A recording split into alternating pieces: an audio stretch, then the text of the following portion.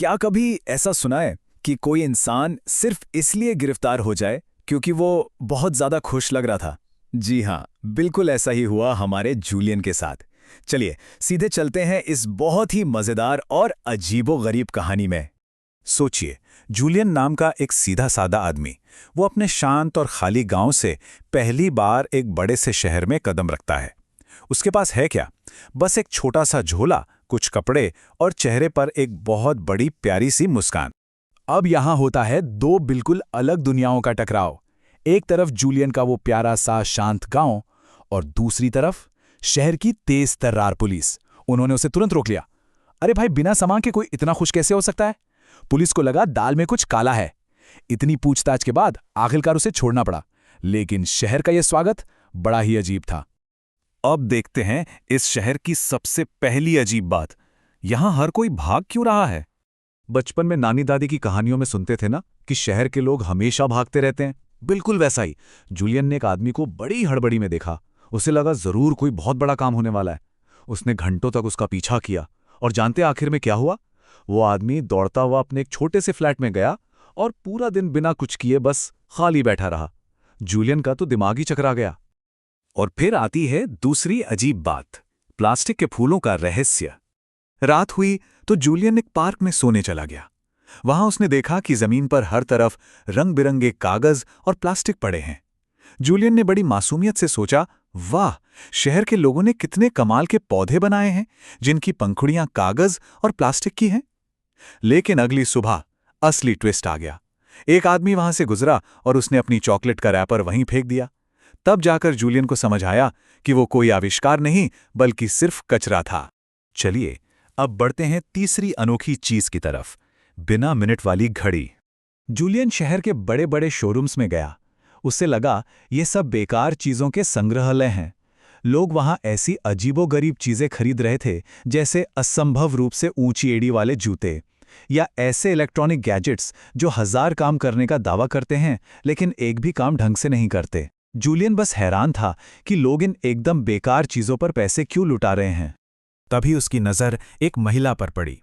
वो बड़ी खुश लग रही थी क्योंकि उसने सबसे आधुनिक घड़ी पहनी थी। लेकिन मजे की बात, उस घड़ी में मिनट ही नहीं दिख रहे थे। कुछ ही देर बाद जब उसके दोस्तों ने उस घड़ी को देखकर मुंह बनाया तो उसकी सारी खुशी छूमंतर हो गई। यहां पहली बार जूलियन को अपना शांत गांव छोड़ने का पछतावा हुआ। इस शहर में असल में कोई खुश था ही नहीं। अब कहानी का सबसे बड़ा ट्विस्ट आने वाला है। क्या लगता है जूलियन अब आगे क्या करेगा? वैसे अगर ये कहानी मजेदार लग रही है तो इस किस्से को लाइक करना बिल्कुल मत भूलिएगा। चलिए देखते हैं आगे क्या धमाका होता है। और फिर आमना सामना होता है चौथी मुसीबत से, एक बहुत ही गुस्से वाला खिलौना। पूरे शहर में अगर कोई थोड़ा खुश दिख रहा था तो वो थे पार्क में खेलते हुए बच्चे। लेकिन रुकिए, वहीं एक बच्चा था जो बहुत ज्यादा परेशान लग रहा था। वो एक छोटी सी मशीन, जिसे शहर वाले कंसोल कहते हैं, उस पर जोर जोर से उंगलियां मार रहा था और बहुत गुस्से में था। जब उसके दोस्तों ने उसे खेलने बुलाया तो वो चिढ़कर वहां से चला गया। जूलियन को लगा कि यह मशीन जरूर कोई बहुत ही शैतानी चीज है जो इस प्यारे से बच्चे को इतना गुस्सैल और दुखी बना रही है। बस फिर क्या था, जूलियन ने एक हीरो की तरह उस बच्चे को बचाने का फैसला कर लिया। शुरू हुआ हमारा रेस्क्यू मिशन। जूलियन तेजी से आगे बढ़ा। उसने झपट्टा मारकर उस लड़के से वो कंसोल छीना, उसे जमीन पर जोर से पटका और अपने पैरों से कुचल डाला। फिर उसने बड़ी सी मुस्कान के साथ उस बच्चे की तरफ देखा, बिल्कुल ऐसे जैसे कह रहा हो, लो भाई, मैंने तुम्हें इस दुष्ट मशीन से बचा लिया। और अब आता है कहानी का सबसे जरूरी हिस्सा, सच्ची खुशी का रहस्य।